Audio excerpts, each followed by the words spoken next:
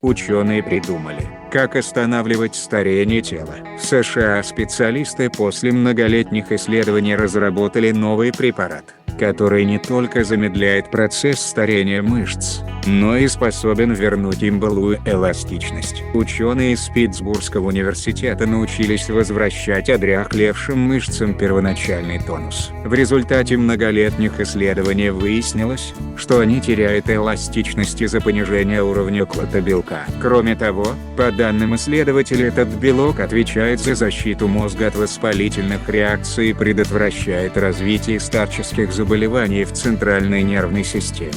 Исследования на подопытных животных дают ученым основания сделать вывод, что введение особой сыворотки СС-31 поможет функционировать митохондриям и энергетическим станциям, что в свою очередь увеличит активность белка клета, а это будет способствовать регенерации мышечной ткани.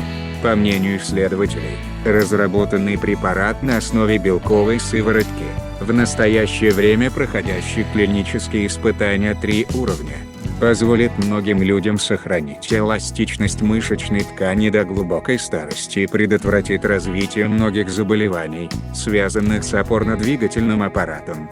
Трансмембранный белок, регулирующий чувствительность организма к инсулину, был открыт в 1997 году и получил имя греческой богини Клота, которая была наделена способностью приоснить человеческой жизни.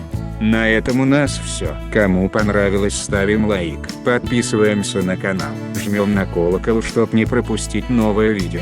Всем пока-пока.